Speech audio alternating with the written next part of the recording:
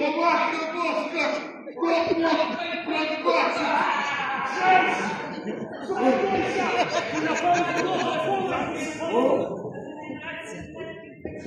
Слухайте, гімнаст, успокойся!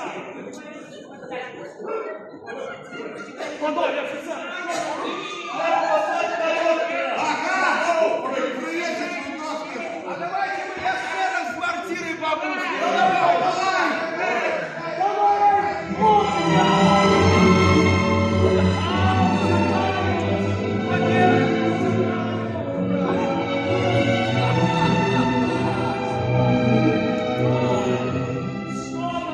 Ваня Николаевич, живы?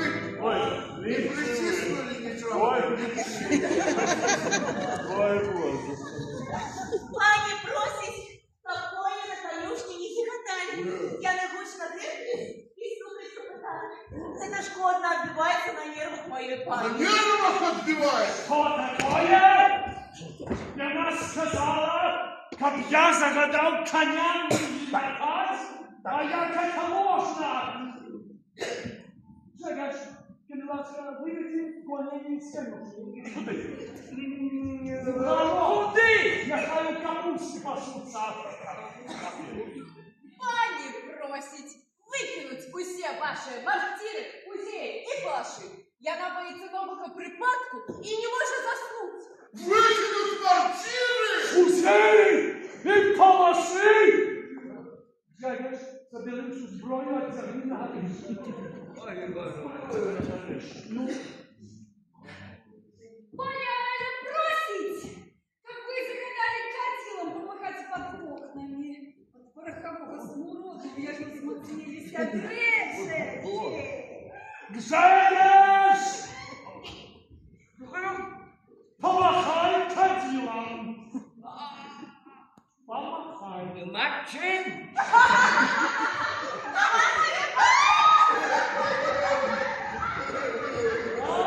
Ми бачите, за що ви пануєте?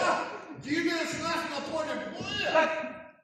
Я їду у вас на полі боя. А, не понимаю. Да ты и я поеду.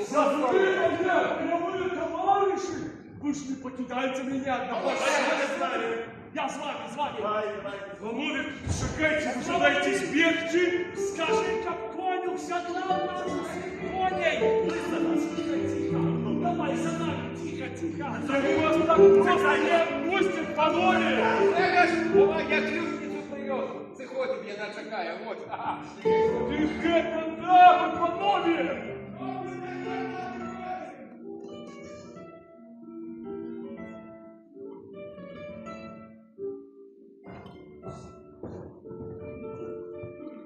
Сада Сарабоз.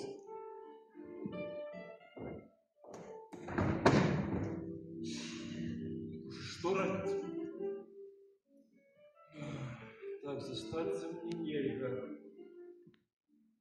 Ти треба з'їхати, але ж треба не перешкодити утекам, але я.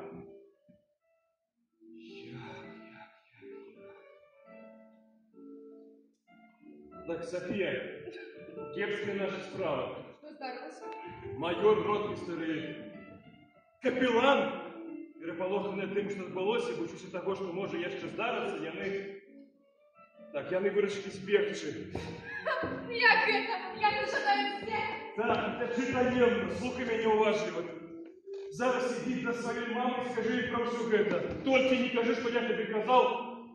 Так само треба їхати з ними. Ну а чим поможе моя мама? Ти напишеш, що робити, ти йди і скажи. Зрозуміла? Матуля!